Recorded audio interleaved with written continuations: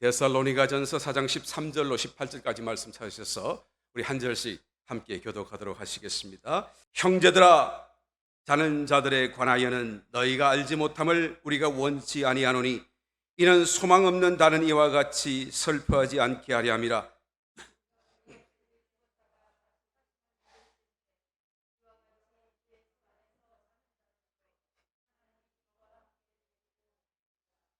우리가 주의 말씀으로 너희에게 이것을 말하노니 주 강림하실 때까지 우리 살아남은 남아있는 자도 자는 자보다 결단코 앞서지 못하리라.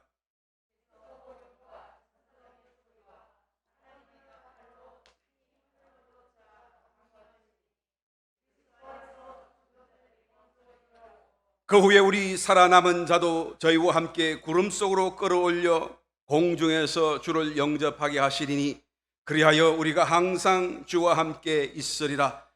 그러므로 이 여러 말로 서로 위로하라. 아멘. 누가 휴거 받을까? 우리가 알 것 같지만 또 가만히 생각해 보게 되면 모르기도 할 것 같은 정말 심각한 질문이 아닐 수가 없습니다. 여러 차례 휴거에 관한 말씀으로 또한 말씀을 나누었습니다만 여전히 우리 마음속에 남아있는 또한 의문과 또 갈망과 또 그런 어떤 확정들이 필요하다 부담으로 다가와서 오늘 다시 한 번 더 휴거받을 사람의 3대 원칙, 누가 휴거받는가, 휴거받는 사람은 누구인가 라는 하나의 질문과 함께 말씀을 통하여 다시 한 번 더 우리 마음에 큰 깨달음과 도전과 울림을 삼기를 원합니다. 바라기는 저와 여러분 말씀 가운데 더 깊이 하나님의 전달하심과 일깨우심과 축복하심이 충만하게 되시기를 예수님 이름으로 축원합니다.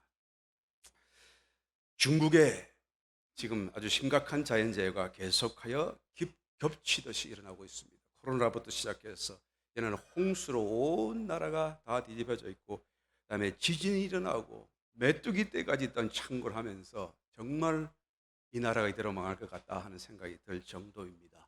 거기다가 정말 노심초사 걱정되는 것은 산샤댐이라고 여러분 세계 최대의 그런 규모를 자랑하는 수력 발전댐이 바로 그 양쯔강 그 장강에 있는 것이죠. 이것을 두고 말할 때 만리장성을 이후로 중국의 또 아미 세계에서 최대의 통업공사다라고 할 만큼 큰 하나의 수력 발전 댐이에요. 여러분 상상이 안 갈지 모르겠지만 엄청나게 크다고 하여튼 생각하시면 돼요. 그래서 그걸 만들고 난 뒤에 사람들이 이 물이 너무 많이 담수가 되니까 그 담수되는 양이 말이죠, 우리 대한민국에 흐르는 현재 흐르고 있는 그 물의 전부 합친 물의 2배래요. 2배. 그게 그 댐 하나에 지금 담수되고 있는 거예요. 저장되고 있는 거예요. 그 많은 물을 품고 앉아 있으니까 얼마나 무겁고 큽니까? 그렇죠? 그래서 이 물이 너무 크다가 보니까 주변의 지형과 기후가 다 바뀌고, 그리고는 어떤 사람은 이것 때문에 지구 자전이 이게 좀 힘들어진다, 자전에 영향이 생기지 않는 이런 염려까지 할 정도로 굉장한 하나의 어떤 규모를 자랑하고 있죠. 그런데 중국 정부를 믿을 수가 없잖아요. 워낙 부정부패와 타락한, 그리고 댐 공사는 중국에서 가장 그렇게 뭡니까 이게 고리가 깊은 가장 그 어떤 그 뭡니까 이걸 뭐라 합니까 말을 다 그 돈을 갖다가 받아가는 그런 어떤 공사가 댐 공사거든요. 그러니까 설계대로만 했다고 그러면 안심하겠는데 그게 됐을까 믿어지지가 않는 거예요. 이게 언제 무너질지 모르는 거예요 지금. 그게 무너지면 우리나라가 아닌데 뭐 나는 여기 있는데 생각할지 모르겠지만, 여러분 중국에는 나라 그냥 나라가 망할 정도고, 그다음에 한국과 주변 나라 또 세계에 어마어마한 영향이 다가오지 않을 수 없어요. 여러분 예측할 수 없습니다. 생각해 볼 수가 없어요. 굉장한 사건입니다. 여러분 하여튼 그 강 아래에 하여튼 뭐 45% 그 군사 시설이 있고 중국에, 중국은 거의 전멸이다시피 할 수 있죠. 그 무너지게 되면 그다음에 상하이까지 덮친다고 한다면 경제까지 다 무너져 버릴 수밖에 없는, 사람이 죽는 수는 말을 할 수 없고요. 여러분 그 산사댐이 지금 무너질 것 같아. 제가 볼 때는 너무 불안해요. 너무 불안해. 도대체 거기서 무슨 그런 그런 결탁을 해가지고 들어가야 될 게 안 들어가고 빠져가지고 지금 조금만 더 흔들흔들 하면 그냥 조금만 더 홍수가 나면, 지금 홍수가 지금 시작이라고 하는데 더 많아지면 어떻게 할까? 지금도 그게 무너질까 겁이 나가지고 그냥 문을 열고 있잖아요. 정말 두려운 사건이 아닐 수 없습니다. 그런데 정말 한 가지 큰 생각이 질문으로 다가온 것은 왜 그 댐 주변에 있는 사람들은 피하지 않는가라는 거. 나 같으면 피할 것 같은데, 곧 무너질 것 같으면 틀림없이 수장하고 풀림 죽는데 말이에요. 댐 아래도 문제지만 댐 위에도 문제라고 합니다. 댐에 물이 갑자기 흘러내리기 시작하면 지형이 뒤틀어지면서 산사태가 나가지고 그 상류에 있는 마을들도 다 수몰된대요. 그러니까 상류든 하류든 여하튼 피해야 되는 것이 정답 아니겠어? 왜 안 피할까? 그냥 죽겠다는 것인가? 이 산다는 게 얼마나 어렵고 또 피한다는 게 얼마나 그게 복잡하고 힘든 일입니까? 이 생활 기반을 바꾼다는 게 그게 보통 일입니까? 라고 아마 생각을 하는 것 같아요. 하면 그래도 그렇지. 그냥 죽겠다는 그런 말씀입니까? 아이고, 그래도 설마 무너지기까지 하겠어요? 혹시 무너지더라도 그때 무너지게 보는 걸 보고 막 피하면 피할 수 있지 않겠습니까? 약간의 시간이 있지 않겠습니까? 그런데 만약에 그런 시간도 없으면 어떻게 하죠? 설마 그럴 리가 있나요? 설마가 사람 잡는다고 그러잖아요. 그런데 계속 공방을 해도 결국에는 나는 이제 그만 생각할래요. 그만 생각하고 싶지 않아요 하고 끝나버려요. 여러분, 산사 때문에 안 무너질 수도 있어요. 예.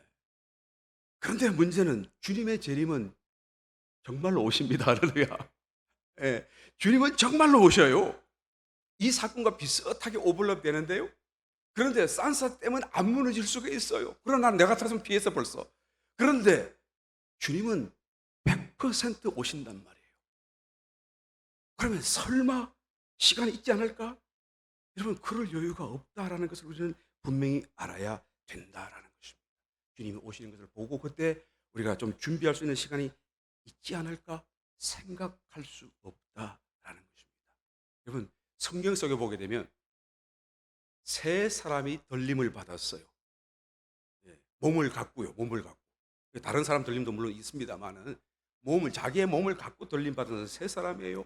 누굽니까? 에녹이 들림 받았고, 그다음에 엘레야가 들림 받았고, 자기 몸을 가지고 갔죠. 지금도 자기 몸을 갖고 살고 있어요, 여러분. 믿어지십니까? 이게 정말 신학적으로 큰 문제이긴 합니다만 하나님이 못하실 게 뭐가 있나요? 살고 계시다 그러면 있단 말이에요. 또 한 사람은 누굽니까? 모세예요.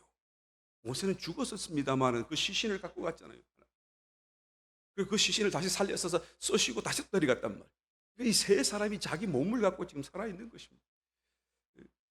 그러니까 그냥 들림받는 게 아니죠. 모세 같은 사람이라도 들림받기에 합당하지 않다라고 한다면 그를 다시 살려서 다시 순교하도록 하셔서까지라도 그것을 채우고 그리고 후교 들림으로 데려가시는 거예요.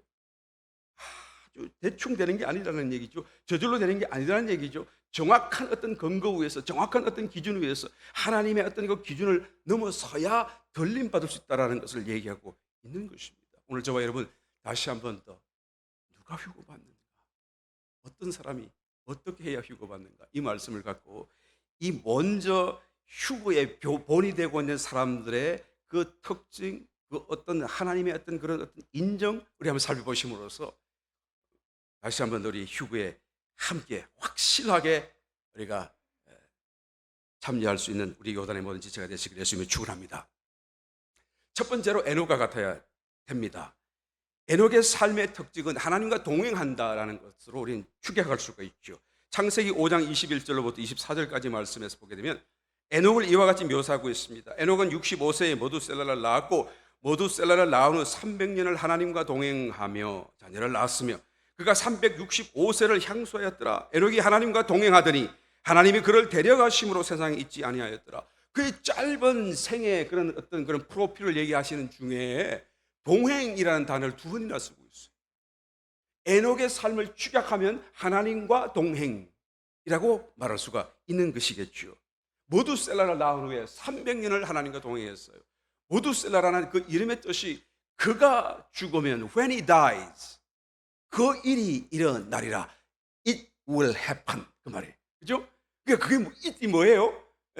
자기가 뭔가 환상 중에 보았든지 꿈으로 보았든지 하나님이 보여주셨던 놀라운 사건인 것이죠.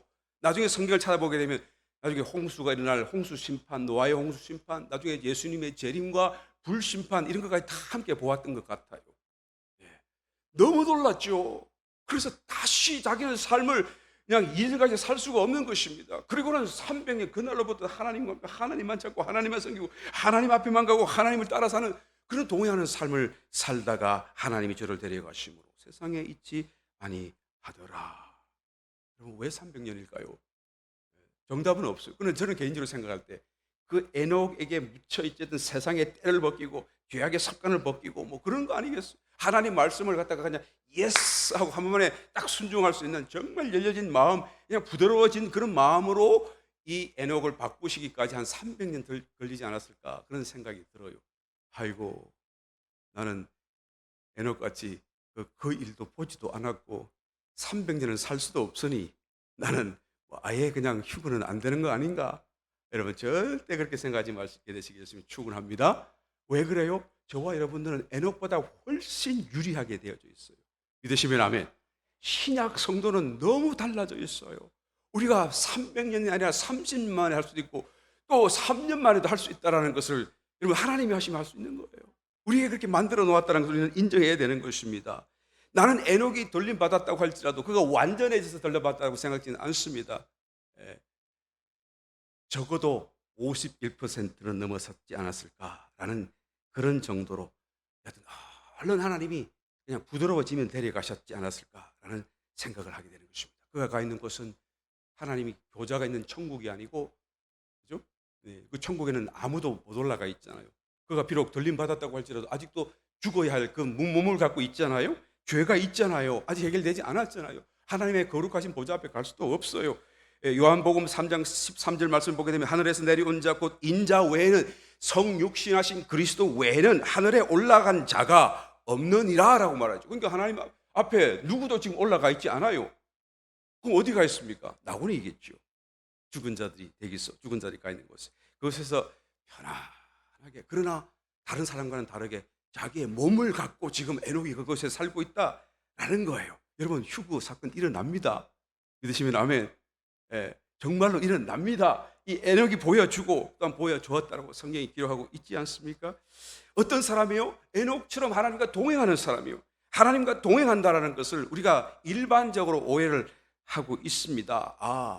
하나님과 동행한다는 것은 뭔가 거룩한 생활을 하고 별 세계에 살고 그냥 막 나비충을 추듯이 막 그런 삶을 살고, 그리고는 막 그냥 출가하듯이 불교의 막 저런 높은 산, 깊은 산 속에 가서나 살고 수도원에 가서 살고 뭐 그런 삶을 우리 생각하고, 우리는 아이고 제 많은 세상 속에 살면서 어떻게 하나님과 동행할 수나 있겠는가라고 우리가 생각할지 모르겠습니다. 그런데 여러분, 이 동행이라고 하는 단어를 가만히 살펴보게 되면 그가 들림 받기 전에 어떤 삶의 정황을 포함하는 단어예요. 그렇죠? 그런 어떤 의미를 갖고 있잖아요. 하나님과 동행하였더라. 어디서요?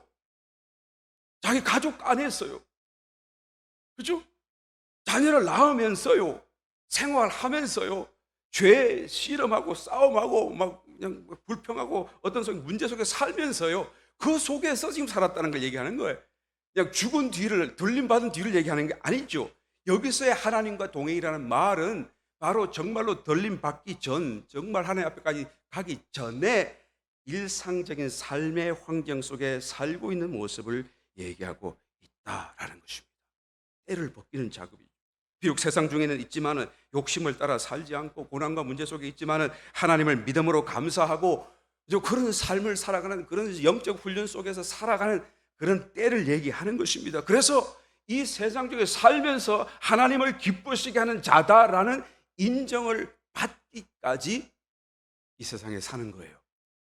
그런 영적인 싸움과 몸부림으로 사는 그런 삶과 때를 지금 하나님과 동행하였다라고 말하고 있는 것이죠. 오늘 부르는 찬송 우리 가사가 기억나는지 모르겠습니다만, 괴로움과 죄가 있는 곳 나 비록 여기 살아도 빛나고 높은 저곳을 날마다 바라봅니다. 그렇게 불렀잖아요. 그렇게 불렀는데, 그런데 아마 조금 이렇게 연세가 계신 분들은 옛날 가사가 좀 이러지 않았다는 거 아마 기억하실 거예요. 옛날 가사는 어떻게 했습니까? 괴로움과 죄가 많은 곳 나의 여기 살리까, 그렇게 불렀어요. 맞아요? 예. 근데 새로 바뀐 찬송은 나 비록 여기 살아도, 그렇게 해요. 예, 처음에는 어떻게 살겠는가 그랬는데 말이에요. 이제 그 사이에 싹 바뀌었어요. 나 비록 여기 살아도. 이게 맞는 거죠. 생각을 많이 해보니까 여기 그냥 뭐 그냥 무조건 떠나는 게 아니고 여기 살지만 하나님과 동행하는 그런 삶, 여기 살지만 여기서 하나님을 기쁘시게 하는 자라는 어떤 증거를 우리가 받기까지 그냥 영적인 싸움을 싸우면서 살아가는 그 삶이 우리에게 필요하다라는 거예요.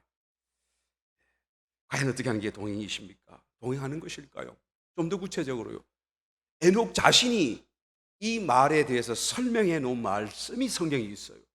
자기가 동행했는데 자기가 자기의 어떤 그런 삶을 통하여서 이제 후대 믿음의 사람들에게 예언적으로 말해 놓은 말씀이 유다서 1장 14절로 16절에 나타나고 있습니다. 바로 이 말씀 속에 과연 하나님과 동행한다는 게 뭐냐라는 그 의미와 뜻을 다 담아 놓았지 않겠어요? 한번 살펴보겠습니다. 아담의 7세손 에녹이 사람들에게 대하여도 예언하여 이르되 보라 주께서 그 수만의 거룩한 자와 함께 임하셨나니, 그러니까 주님의 재림의 때를 지금 본 거예요. 그렇죠? 이는 무사람을 심판하사 모든 경건치 않은 자의 경건치 않게 행한 모든 경건치 않은 일과 또 경건치 않은 죄인의 주께 그릇한 모든 강팍한 말을 인하여 저희를 정죄하려 하심이라 하였느니라. 이 사람들은 원망하는 자며 불만을 토하는 자며 그 정욕대로 행하는 자라. 그 입으로 자랑하는 말을 내며 그 이를 위하여 이윤을 위하여 아첨하느니라 라고 말해요. 한마디로 말하게 되면 그냥 하나님을 떠난 삶을 살고 하나님을 떠난 어떤 말을 하고 하나님을 떠난 어떤 행동을 한다 그 말이에요. 그죠? Ungodly things, behavior, insult. 뭐 한국말로만 하니까 여러분이 잘 못 알아들으시는 것 같아서 제가 이제 여러분이 너무 친숙해 있는 영어로 좀 자꾸 좀 귀에 좀 쏙쏙 들어오라고 다시 하는 거예요. grumble 하고 막 그다음에 complain 하고 이런 말하는 것과 더 많이 관련되어져 있어요. 그죠? 경건하지 않은 행동이 뭐냐 했을 적에 말과 매우 깊이 관련되어 있다는 것을 에녹 자신이 지금 말하고 있는 것입니다. 강팍한 말, 원망하는 말, 불만을 통하는 말, 자랑하는 말, 아첨하는 말. 그러니까 하나님과 동행한다고 한다면 이 말부터가 바뀌어져야 되고, 또 에녹 자신이 받았던 그 하나님의 훈련 속에 가장 중요한 부분은 말과 연관되어져 있다는 걸 자기도 모르게 지금 고백하고 예언하고 있는 것입니다. 여러분, 말을 먼저 우리 바꿔야 돼요. 뭐 하려고요? 돌림받기 위해서는. 야고보 사도는 3장 2절로 이하의 말씀, 우리가 다 실수가 많으니 만일 말에 실수가 없는 자면 곧 온전한 사람이라. 너희 온 몸도 굴레 씌우리라. 우리가 말을 순종케 하려고 그 입에 재갈 먹여 말이 아니고 말을 순종케 하려고 그 입에 재갈 먹여 온 몸을 억어하며 또 배를 보라. 그렇게 크고 광풍에 밀려가는 것들을 지극히 작은 키로 사공의 뜻대로 운전하니 이와 같이 혀도 작은 지체로 돼 큰 것을 자랑하도다. 보라 어떻게 작은 불이 어떻게 많은 나무를 태우는가. 혀는 곧 불이요 불의의 세계라. 혀는 우리 주체 중에서 온 몸을 더럽히고 생의 바퀴를 불살하느니 그 살아나는 것이 지옥불에서 나느니라.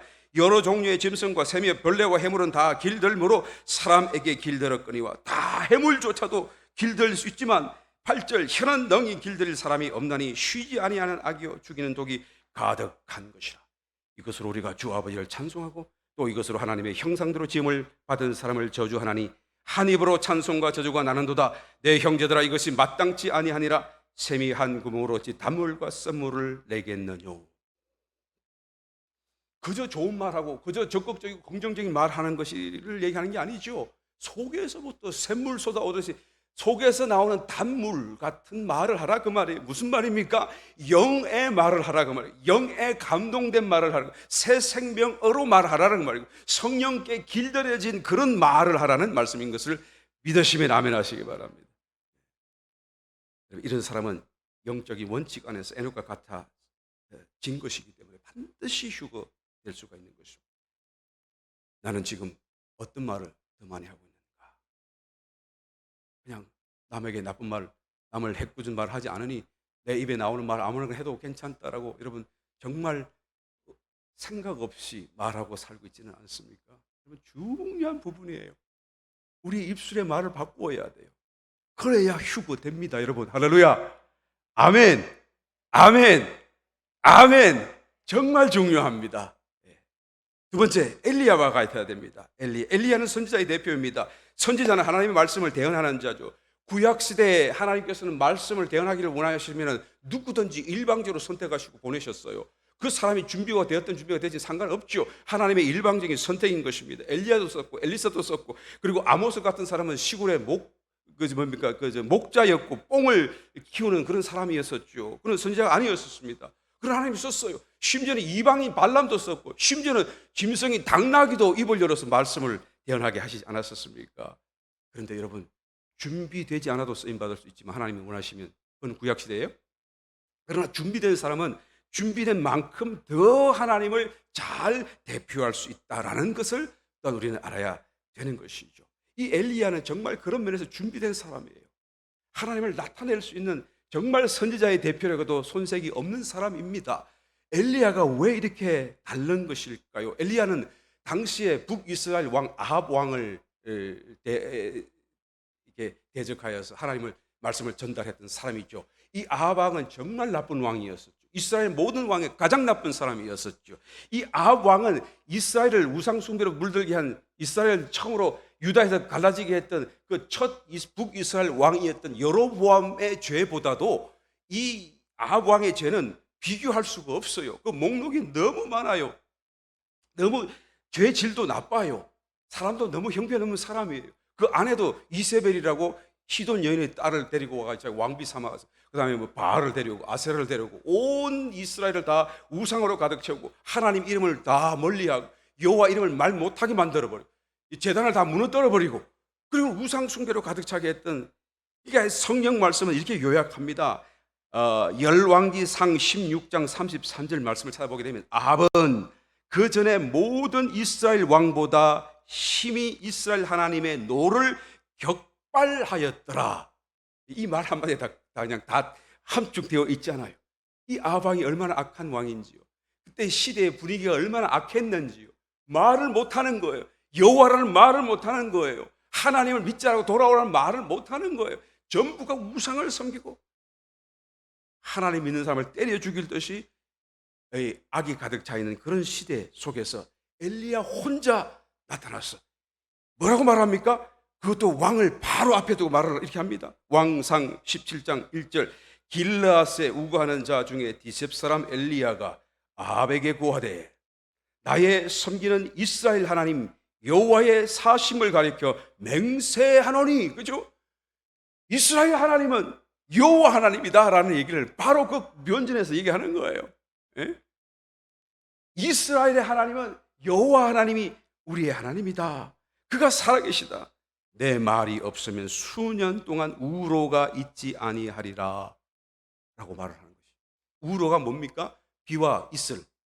비와 이슬이 안 오니까 기근이 꽉 들어차고 몇 년 동안 물이 없으면 그냥 얼마나 고통스러워요. 왕이 잘못했는데 백성들까지 다 하고, 물론 백성들 따라가기 잘못이 있죠.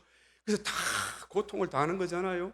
여러분, 이스라엘을 사랑하고 하나님을 사랑하고 하나님의 사랑을 대변하는 이 선지자의 마음이 이스라엘 백성들이 고통받고 나라가 망가지는 것을 원하겠었습니까? 자기도 마음이 아팠겠죠. 이를 원치 않았겠죠. 비가 오지 않기를 정말 자기도 원하지는 않았을 것입니다. 그럼에도 불구하고 하나님께 뭐라고 기도합니까? 하나님, 비를 거두어 주세요. 그리고 내가 다시 말하기 전에는 비가 오지 않을 것이다. 이 엘리야의 선자의 마음은 이 이스라엘 백성들이 잘못되어진, 정말 그 삶의 어떤 잘못된, 붙들고 있는 잘못된 그 삶의 원칙을 빼어내고 제거하고 바꿔놓기를 원하는 것이죠. 그래서 하나님께 돌아서기만 하면 적시로 이제는 정말 하나님의 축복으로 채워진다는 것을 알기 때문이 아니겠습니까? 그래서 다 담대하게 기도하는 것입니다. 하나님, 이 땅에 비를 거두어 주세요. 내가 다시 말하기까지는 비를 내리지 마세요. 내 말이 없으면 수년 동안 비나 이슬이 없을 것입니다. 사실 여러분, 이 말은 굉장히 큰 말이죠. 자기가 아무리 하나님의 선지자고 하나님의 말씀을 대언한다 할지라도 하나님이 말씀이 없으면 이 땅에 비가 없을 것이다, 그렇게 해야지 맞는데, 내 말이 없으면, 그죠? 굉장한 말이에요. 정말로 이것은 불순한 말도 될 수 있고, 정말로 교만한 말도 될 수 있고. 그런데 이 선지자가 이 말을 할 때에는 어떤 마음이었을까요? 하나님 비를 줬어요, 안 줬어요? 이 기도의 응답을 줬어요, 안 줬어요? 응답 줬어요. 비를 거쳤어요. 다시 말하면 하나님이 겸손하게 보았고 그 말을 불순하고 교만한 것으로 받아들이지 않았다는 말씀이겠죠. 어떻게 그 사람이, 겸손한 사람이 이런 말을 할 수 있고 하나님 앞에서 어떻게 이런 말을 감히 뱉을 수는 있을까? 그것은 여러분, 내 생각이 하나님의 생각과 같다라는 것을 자기가 확신하기 때문에 그런 거예요. 예, 교만한 것이 아니죠. 하나님이 이걸 원한다. 그러므로 막 마음을 다해서 이 말을 감히 담대하게 하는 것입니다. 얼마나 담대합니까? 하나님 앞에서도 담대하고 원수 앞에서도 담대하고 내 말이 없으면 수년 동안 비나 이슬이 없을 것이다. 정말로 얼마 동안 비가 없었나 성경을 찾아보니까 3년 6개월. 그럼 그때 무슨 일이 일어난지 잘 아시잖아요. 기근이 나가지고 뭐 기름통이 마르고 어쩌고 막 물을 어쩌고 사마리아 시장에 막 그냥 그죠? 자식을 내어놓고 막 죽이고 막 그런 엄청난 사건들이 일어나죠. 3년 6개월이에요. 근데 이 3년 6개월이 나중에 보게 되면 요한계시록 때 대환란의 시간도 3년 만이거든요. 그리고 그때 또 엘리야가 등장할 거 아니에요. 모세와 함께. 그리고 또 하늘 향하여 명령합니다. 비를 그쳐라. 그리고 비가 그치게 돼요. 그들이 예언하는 동안. 그 예언을 얼마 동안 합니까? 3년 6개월 동안 하는 거예요. 근데 또 똑같이 일이 일어나는 거예요. 다시 말하면 이 엘리야가 내 말이 없으면 그 말을 했던 것이 알고 보면 하나님 마음과 일치되어서 하나님의 경륜 속에서 쭉 끝나는 마지막 때까지 다 일치된 하나님의 어떤 계획 속에 그대로 있는 일을 그가 대변하여 말했다라는 것을 그죠? 여기서 우리가 찾아볼 수가 있는 것입니다. 아마 그때 당시의 사람들은 몰랐을지 모르겠지만 우리는 알 수 있잖아요. 얼마나 성령의 강한 감동 속에서 그렇게 담대하게 말할 수 있었는가. 그러므로 하나님도 그렇게 그의 기도를 응답해 줄 수밖에 없었지 않았는가. 여러분 엘리야는 어떤 사람이었어? 우리가 엘리야와 같아야겠는데 그의 들림 받아야겠는데 도대체 엘리야는 어떤 사람이에요? 그의 특성이 뭡니까? 엘리야와 같아야 한다 그러면 아이고 우리 저런 사람하고 어떻게 같을 수 있어요? 저 위대한 사람하고 어떻게 같을 수 있습니까? 우리는 아예 포기할 수가 있을 것 같은데요. 그런데 놀랍게도 야고보 사도는 야고보서 5장 17절 18절 이렇게 말합니다. 그는 우리와 다르지 않다. 그것도 조금도 다르지 않다. 17절 엘리야는 우리와 성정이 같은 사람이로되 제가 비 오지 않기를 간절히 기도한 적 3년 6개월 동안 땅에 비가 오지 아니오고 다시 기도한 적 하늘이 비를 주고 땅이 열매를 내었느니라. 놀랍잖아요. 성정이 같다는 말은 like, passion 영어로 그렇게 해석이 되어 있고요. 저도 열심히 찾아봤어요. 이게 도대체 무슨 뜻인가. 그 독일 말로 보니까 죄송합니다. 본 글라이션 게뮤트 베궁은 이렇게 되어 있어요. 이 말은 참 왜 일부러 말씀드리고 하면은 이 말 속에 품고 있는 그 단어의 뜻이 참 우리에게 이렇게 그림까지 잘 말씀을 설명해 주고 있기 때문에 그래요. 이 게뮤트라고 하는 것은 우리의 감정, 우리의 무슨 이런 것을 얘기하고요. 모드 뭐 이런 것 얘기하고 그다음에 베베궁 이게 말은 움직인다 그 말이거든요. 내 이 감정이 움직이는데 글라이시 똑같이 우리와 같이 그의 감정이 움직이. 그러니까 똑같은 걸 보고 똑같이 우리가 울면 쟤도 울고 우리가 웃으면 지도 웃고 전혀 우리와 같다 그 말이에요. 다른 것이 없는 평범한 사람이다라는 것을 얘기하는 것이죠. 예. 그런데 뭐가 다릅니까? 18절 한번 다시 읽으면 다시 기도한 적 하늘이 비를 주고 땅이 열매를 내었느니라. 그죠? 근데 이 말을 하기 바로 직전에 그 16절 위로 말이에요. 17절, 18절 이 엘리야에 대한 이야기를 하기 바로 직전에 야고보 사도가 그 위로 뭐라고 말을 합니까? 한번 읽어볼 필요가 있어요.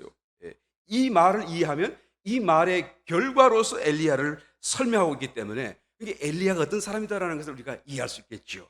한번 야고보서 5장 13절로 16절까지 한번 읽어보겠습니다. 너희 중에 고난당하는 자가 있느냐?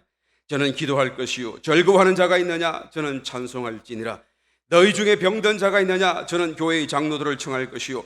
그들은 주의 이름으로 기름을 바르며 위하여 기도할지니라. 믿음의 기도는 병든 자를 구원하리니 주께서 저를 일으키시리라. 혹시 죄를 범하였을지라도 사하심을 얻으리라. 이름으로 너희 죄를 서로 고하며 병낫기를 위하여 서로 기도하라. 의인의 간구는 역사하는 힘이 많으니라. 그가 의인인데 어떤 기도를 드렸다고 말합니까? 믿음의 기도라고 얘기를 하고 있어요. 여러분 우리는 기도가 뭔지도 알고 믿음이 뭔지도 잘 알고 있어요. 그런데 독특한 단어를 사용하겠죠. 믿음과 기도가 연합된 그런 기도를 지금 얘기해 주고 있는 것입니다. 이 믿음의 기도라는 것이 엘리야가 엘리야 되게 만든 것이고 엘리야가 우리와 다르게 만든 어떤 특성을 설명해 주고 있는 또 어떤 특성을 갖게 만들어 주게 된 영적인 훈련이다라는 것을 우리가 금방 알아볼 수가 있는 것입니다. 믿음이라고 하는 것은 눈에 보이지 않는 것을 믿고 손에 안 만져져도 있다고 믿고 귀에 안 들려도 여전히 믿는 것이 바로 믿음 아니겠어요? 그것을 있다라고 믿음의 대상이 있다라고 시인하고 마음으로 받아들이는 것이 믿음 아니겠어요? 믿음의 기도는 무엇입니까? 그런 믿음을 갖고 기도하는 게 믿음의 기도죠. 그렇죠? 예. 본래 기도는 믿음을 갖고 기도해야 되는데 우리가 너무 기도와 믿음을 따로 떼어서 엉뚱하게 하다가 보니까 이제는 기도는 기도대로 하고 믿음은 믿음대로 하고 기도를 하지만 믿지도 않고 기도도 하고 기도해놓고도 잊어버리고 왜? 그대로 기도대로 될 거라고 믿지 않으니까 잊어버리는 거예요. 믿어지면 얼마나 기뻐하며 기다리겠어요? 그러니까 이 믿음과 기도가 떨어져 버렸어요. 그런데 엘리야는 그 믿음과 기도를 붙여서 기도했다 그 말이에요. 예. 하나님의 약속과 말씀 이 모든 것은 안 변하듯이 하나님의 또한 그런 말씀도 또 여전히 안 변한다는 것을 우리가 믿음으로 딱 붙들고 기도해야 된다라는 것을 지금 얘기하는 것입니다. 고난 중에 있다고 한다면 이 고난이 곧 끝날 것이고 하나님의 축복이 임할 것을 믿음으로 기도하라 그 말이에요. 내가 지금 병자를 향하여 기도하고 있다고 한다면 병이 나을 것을 믿음으로 기도하라는 거예요. 하나님 병이 낫게 해 주시옵소서라고 기도하는 게 아니고 병이 나을 것을 믿고 하나님 앞에 기도하라 그 말이에요. 믿으시면 아멘. 가족과 이웃을 내가 믿음으로 축복하라는 거예요. 내가 축복하면 이 축복이 정말로 저 가정에 임하게 된다라는 것을 내가 믿음을 갖고 기도하라는 거예요. 이 영적인 훈련을 우리가 해 나가야 믿음의 기도를 드리게 되고 그 믿음의 기도를 드릴 수 있는 사람이 엘리야와 같다라고 말할 수가 있는 것입니다. 여러분 고난을 받았는데 그 고난에서 해방되고 축복을 받고 또 병이 낫고 이 모든 것도 다 하나님의 축복이겠지만 그 안에서 믿음으로 기도하는 그 훈련을 반복함으로써 정말로 종국적으로 휴거에 합당한 사람으로 드러나게 되는 변화되어지는 이 축복이야말로 정말 큰 축복이고 우리가 정말 받아야 될 축복이 아니겠습니까? 이것을 우리가 지금 엘리야를 통하여 우리에게 말해주고 있다는 것입니다. 할렐루야.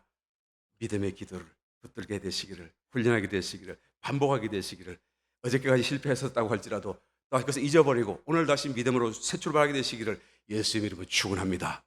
더 계속 기도하게 되시기를 예수님을 축원합니다. 세 번째 마지막으로 모세와 같아야 됩니다. 모세의 시체를 하나님이 거두어 가셨죠. 머리바의 불순종으로 그는 가나안을 목전에 두고 들어가지 못했다는 것을 우리가 잘 알고 있습니다. 그런데 그 죽은 시체를 하나님은 천사를 통해서 대환란 때를 위하여 예배해 두셨어요. 그리고 대환란 때가 되어서 그를 다시 살리시고 이제는 3년 반 동안에 이 지상에서 살아있는 사람으로서 하나님 말씀을 대변하는 두 선지자 중에 한 사람 엘리야와 함께 하나님은 그를 사용하게 되시는 것이죠. 그럴 때 모세가 거기서 죽습니다. 순교해요 마지막에는. 근데 그 순교당한 모세를 다시 하나님이 부활시키잖아요. 그리고 하늘로 그냥 끄집어 올리시잖아요. 휴거받는 거예요. 그죠? 모세도 휴거됐다는 것을 성경이 말씀해주고 있는 것입니다. 머리바의 불순종을 여기서 보완하게 하나님께서는 기회를 주시고 이제는 그 보완된 기회로 통해서 충족된 그런 하여튼 기회를 통해서 이제는 그도 하나님 앞에 들림받게 되었다라는 것을 우리에게 보여주고 있는 것입니다. 이런 모세의 사역은 어떤 사역이었습니까? 한마디로 모세의 사역은 하나님의 집에 충성한 것이었다. 히브리서 3장 5절로 한번 찾아보겠습니다. 히브리서 3장 5절 6절 모세의 사역과 삶은 어떤 것으로 특징 지을 수 있습니까? 또한 모세는 장래에 말할 것을 증거하기 위하여 하나님의 온 집에서 사환으로 충성하였고 이 한마디에 다 담겨있는 거예요. 하나님의 집에 충성했단 말이에요. 하나님의 집에 모세가 한 일은 그 한 모든 엄청난 일들을 다 추각하게 되면 이 말씀처럼 하나님이 온 집에서 사원으로 충성했다. 하나님의 집이 무엇입니까? 그냥 성막이겠죠. 이스라엘 백성들 더 넓게는 이스라엘 백성들을 포함하는 이 모든 것이 다 하나님의 집으로서 하나님을 섬기는 하나의 사역이었겠죠. 신약 시대는 신약이 교회겠죠. 우리 성도들. 신약 성도는 신약적으로 교회가 되어져 있습니다만은 그러나 여기서 말하는 이 교회라고 하는 개념은 살아있는 교회, 교회로서의 어떤 기능이 지금 발휘되고 있는 그런 상태의 그런 어떤 교회를 두고 얘기한다는 것을 알아야 돼요. 왜 그렇습니까? 6절, 우리 히브리서 3장 6절 다시 한번 읽어봅니다. 모세는 하나님 온 집에 사원으로 충성했고 6절, 그리스도는 그의 집 맡은 아들로. 여기서 또 그의 집이 나오죠? 아들로 충성하였으니, 그럼 그의 집이 무엇이냐? 우리가 소망의 담대함과 자랑을 끝까지 견고히 잡으면 그의 집이라. 참 말씀이 어렵죠. 그럼 딱 되겠는데 뭘 어떻게 하면은 집이라 그러니까 이게 무슨 뜻인가? 굉장히 복잡한 것 같습니다만은 이 말씀이 그 말씀, 제가 방금 드렸던 그 말씀이에요. 그렇죠? 우리는 이미 신분적으로 교회가 되어 있어요. 그렇지만 교회로서 살아있는 어떤 그런 역할, 기능, 어떤 축복 안에 들어가지 못할 수도 있습니다. 그러나 우리가 정말로 넷에 대한 소망, 주님의 재림에 대한 소망, 담대함, 또는 신앙과 교회가 자랑스럽고 이런 것이 정말로 내 마음속에 불타오르고 있다고 한다면 그 사람은 그의 집이라. 다시 말해 그의 집 안에 들어와 있다고 말해. 그의 집과 연결되어져 있다고 말해. 다시 말하면 살아있는 교회로서 기능적인 면으로서 지금 발휘되고 있고 모든 공급과 모든 그런 것이 왔다 갔다 하고 있는 교회다라고 지금 말씀하고 있는 것입니다. 여러분, 우리가 모세와 같아야 한다. 이 말씀 속에 하나님의 집의 사원, 하나님을 섬기는 자가 되어야 되는데 하나님을 집을 섬기려고 한다면 어떻게 해야 돼요? 첫 번째로 교회 안에 들어와야 돼요. 나에게 교회가 있어야 되고 그 다음에 교회 안에 들어와야 돼요. 그냥 구원받은 것으로 그냥 다만 출석하고 등록한 것으로 충분하지 않습니다. 출석도 하고 등록도 하고 해야 되겠지만 그 속에서 정말로 살아있는 어떤 기능으로서 교회가 하나의 몸이잖아요. 살아있는 유기체, 공동체. 그 원 바디 안에서 모든 지체가 연결되어져서 살아있는 어떤 그런 유기적인 관계 속에서 움직이고 어떤 것을 공급받을 걸 공급받고 또한 할 일을 할 수 있는 이런 관계 속에 들어와야 그의 집이다라는 얘기를 하는 거예요. 그런 사람이 모세와 같은 것이고 그런 사람이 하나님 앞에 또한 기쁘시게 하는 자로서 휴거될 수 있는 것을 성경이 말씀해 주고 있는 것입니다. 우리가 교회 가운데 많은 기도와 구제, 봉사, 섬김 이런 일들 다 할 수 있겠죠. 이런 것을 그냥 하는 것이 아니고 이런 연결 속에서 정말 하나된 마음을 갖고 나는 교회에 있지만 교회에서는 별로 하는 일도 없고 그냥 교회에는 별로 도움도 안 되는 것 같아요. 목사님 교회에 있으나만 한 사람 같아요. 그런 말을 가끔씩 하는 사람을 만나봅니다. 그런데 여러분 절대 교회에 있으나만 한 사람 없습니다. 절대 교회에 도움이 안 되는 사람 없습니다. 여러분 온몸 중에 버릴 것 있나요? 네. 자기에게 부여된 어떤 사명을, 은사를 자기가 깨닫지 못하고 몰라서 그런 거예요. 다 자기에게 사명이 있어요. 해야 될 일이 있고요. 하나님의 기대가 있어요. 머리에는 예수님께로부터 뭔가 어떤 턱명이 다 주어져 있다는 것을 알아야 되는 것이죠. 여러분 눈이 같이 두 개 있잖아요. 눈은 같은 거잖아요. 그럼 하나만 있으면 되지 왜 두 개나 있나? 낭비스럽게 하고 뽑아버리면 되나요? 예. 하나만 있으면 두 개 있을 때와 달라진 게 많아요. 밸런스를 못 잡아요. 이렇게 자꾸 넘어져요. 여러분 안 해보셨죠? 못 잡아요. 이 한랑 가지고는 절대 외나무 다리 못 건너갑니다. 눈 하나만 갖고는 반드시 떨어져요. 근데 두 개가 딱 있으면 딱 밸런스 잡아 쫙 이제 갈 수가 있게 되는 거예요. 두 개가 있어야 돼요. 할렐루야. 낭비가 아닙니다. 두 개가 다 있어야 돼요. 그 다음에 또 뭐 손가락이 한 손에 5개가 있지만은 이 5개가 다 있어야 돼요. 하나가 없으면 무슨 신이라 그러잖아요. 예. 없으면 안 돼요. 다 있어야 돼요. 머리털과 눈썹도 다 같은 털이지만 이 털도 여러분 가 맡은 사역이 다르고 사명이 다르고 이 다 달라요. 그러니까 이것은 자꾸 잘하지만은 이 눈썹은 딱 안 자라잖아요. 딱 나면 하나님이 그만큼만 해라. 네 할 일이 따로 있다. 이 말씀 지금 하는 거예요. 깨닫게 되시기를 예수님을 축원합니다. 예. 그래서 교회 안에 들어 있으려고 한다고 한다면 여러분 무엇보다도 머리이신 그리스도와 연결되어져야 되고 또 지체와도 연결되어 있음을 내가 알아야 되는 것이죠. 그러니까 이 연결된 것을 내가 깨닫고 아는 것을 어떻게 알 수 있습니까? 머리 대신 그리스도. 그 그리스도로부터 음성을 들어야 돼요. 그리스도로부터 뭔가 공급한다는 것을 내가 느낄 수 있어야 된다는 것이죠. 이것이 교회의 기능, 교회 안에 들어갈 수 있는 여러분 가장 중대한 사건이 되고 있습니다. 그러므로 히브리서 3장 7절 한번 읽어보겠습니다. 13절까지 그러므로 성령이 이르신 바와 같이 오늘날 너희가 그의 음성을 듣거든. 지금 모세에 대해서 말씀하고 난 뒤에 계속하여 지금 히브리서 기자가 이 말을 하는 것입니다. 그 모세가 하나님의 집을 섬긴다는 뜻이 무엇인가라는 걸 지금 설명하는 거예요. 8절 노하심을 격동하여 광야에서 시험하던 때와 같이 너희 마음을 강팍케 하지 말라. 오늘날 너희 하나님께서 너에게 말씀하신다고 말이에요. 어떻게 말씀을 듣는가? 어떻게 하면 들을 수 있는가? 하나님은 언제 말씀해? 그런 말씀하지 않고요. 그냥 너희가 듣거든. 하나님은 항상 말씀하신다라는 것을 전제하여 지금 말하고 있는 것이죠. 하나님이 말씀하시는 게 문제가 있는 게 아닌 것을 여기서도 우리가 알아볼 수가 있는 것입니다. 그래서 그 말씀을 듣거든 너희는 마음을 강팍히 하지 말라. 그 광야에 있던 그 사람들처럼 거기서 너희 열조가 나를 시험하여 정험하고 40년 동안의 나의 행사를 보았다.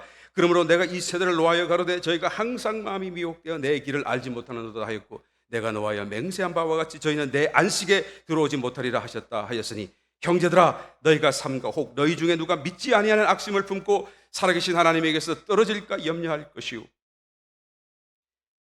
오직 오늘이라 일컫는 동안에 매일 피차 권면하여 너희 중에 누구든지 죄의 유혹으로 강팍하게 됨을 면하라.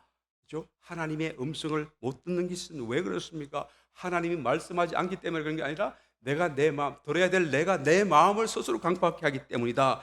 그러므로 죄가 너희를 유혹하여 너의 마음이 강팍하게 되지 않도록 서로 피차 권면하여 깨어나서 주의 음성을 듣는 자가 되어라, 순종하는 자가 되어라 라고 지금 말씀해 주고 있는 것입니다. 신약 성도는 여러분 하나님의 음성을 듣도록 바뀌어져 있다는 것을 믿으시면 아멘 하시길 바랍니다. 내가 음성을 들을 때 교회의 기능 안으로 들어올 수 있는 거예요. 야, 그거는 뭐 특별한 사람만 듣는 거야? 아유, 그거는 그냥 말씀만 믿으면 되지. 그렇게 그렇게 얘기했다가 하는 여러분 정말로 하나님으로부터 끊어지게 돼요. 하나님의 임재 안에서 끊어지게 돼요. 말씀도 믿고 함께 그 음성도 우리가 믿어야 되고 말씀과 음성을 같이 우리가 하나님을 추구하면서 찾아가야 되는 것입니다. 하나님은 살아계시잖아요. 살아계신 분이 왜 말씀을 못해요? 왜 말씀하시면 안 돼요? 이 말씀을 다시 더 깨닫도록 확정시켜 주시고 이 말씀을 통하여 우리가 더 하나님을 알 수 있도록 지금도 말씀이신 하나님을 말씀하고 있다는 것을 우리는 알아야 된다는 것입니다.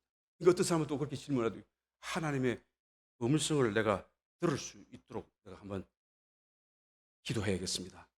하나님, 내가 하나님의 음성을 들을 수 있도록 나를 좀 귀를 열어주시고 듣게 해주세요. 여러분, 이 말은 하나님이 대답해 줄 수 없는, 응답해 줄 수 없는 기도예요.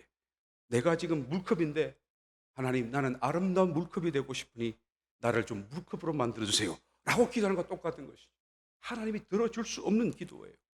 하나님은 그저 웃고만 계실 분이시겠죠. 우리의 기도는 오히려 내 기도의 마음, 내 기도의 본래적인 그 길을 가로막는 방해가 되고 있다는 것을 우리는 알아야 되죠. 여러분, 양심의 소리는 어떻게 납니까? 그냥 들리잖아요. 이거 하면 안 돼. 저거 하면 안 돼. 그런데 그것을 자꾸 내가 안 듣고 거절하고 자꾸 그거 하다 보게 되면 나중에 양심의 소리가 들려도 이제는 무덤덤해지고 이제 소리가 들렸나 안 들렸나 잘 모르게 되어지게 되죠. 하나님의 음성도 마찬가지인 것입니다. 내 마음의 눈을 열어주소서. 나는 한때 그런 기도를 많이 했었어요. 하나님, 그냥 open the door of my heart. 그래서 기도 참면서 하나님 내 마음의 문을 좀 열어주시고 그냥 활짝 주님을 잘 보게 좀 해주세요. 막 기도했는데 한참 기도 한 몇 년 지나고 나니까 깨달음이 와요. 네가 열어라. 야, 네가 안 열고 있다. 그러시는 거야. 야, 나는 하나님이 열어주셔야지 그때부터 뭔가 되는 줄 알았는데 내가 내 문을 마음을 닫고 있더라는 것을 그때 깨달았습니다. 여러분, 교회가 무엇인지 다시 한번 깨닫게 되시길 열심히 축원합니다. 정말 교회를 섬긴다는 게 무엇인지. 그래서 모세처럼 충성할 수 있는 저와 여러분 되시기를 열심히 축원합니다. 바로 이와 같은 사람이 될 때, 에녹같이, 엘리야같이, 모세같이 될 때 여러분 확실한 휴거가 우리의 가운데 일어나게 될 것을 분명히 말씀드립니다. 지금의 세태는 세상적으로든 영적으로든 모든 일이 있어서 무엇이 진짜고 무엇이 가짜인지를 구별하기가 너무 어렵습니다. 모든 것이 다 의욕투성이고 모든 것이 다 진실되지 못한 것 같이 느껴지는데 여러분, 세미하게 들려준 주의 음성, 그 마음성만이 진리요 영원한 진실인 것을 우리는 말할 수 있을 것입니다. 할렐루야. 그 말씀을 따라 순종하고 말씀을 따라 좌로도 우로도 치우치지 아니하고 정말 주님 오신 그날에까지 잘 준비된 자가 되어 함께 올라가는 우리 요단의 모든 지체가 되시기를 또 되실 줄 믿고 축원드립니다. 우리 말씀을 생각하시면서 우리 합심하여 통성을 한번 기도하겠습니다. 사시고로 가신 아버지 하나님, 이 시간 다시 한번 주의 말씀을 대하며 또한 주님을 높입니다. 우리 앞에 먼저 앞서간 믿음의 또한 선배들을 또한 바라보며 또다시 한 번 더 우리의 마음을 새롭게 각오합니다. 얼마 남지 않은 이 때를 주여 우리가 깨어난 자로서 에녹처럼 엘리야처럼 모세처럼 주여 주님 앞에 인정받을 수 있는 놀라운 하나님 변화와 성숙이 일어나게 도와주옵소서. 나는 못하고 나는 안 되고 나는 안 될 것이다라고 말하기 전에 주님이 해놓으신 그 놀라운 일들을 먼저 우리가 믿음으로 받아들일 수 있게 도와주셔서 하나님 앞에 더욱 순종하며 나아가는 주의 복된 성도 되게 하여 주옵소서. 그 무엇보다도 주의 몸 되신 교회의 이 고귀한 가치를 우리가 다 깨달아 참으로 하나님 앞에 감사하며 교회를 사랑하고 교회를 섬기고 교회를 봉사하고 교회를 위하여 또한 아버지 충성하는 주의 복된 성도들 다 삼으셔서 다른 그 무엇보다도 하나님의 사랑을 받는 또한 돌림받는 또한 주의 백성 주의 또한 일꾼 삼아 주옵소서. 우리 가운데 계심을 믿사옵고 앞으로도 영원히 또한 함께 하시며 그렇게 해 주실 것을 믿음으로 감사드리오며 예수님의 이름으로 축복하고 기도드리옵나이다. 아멘.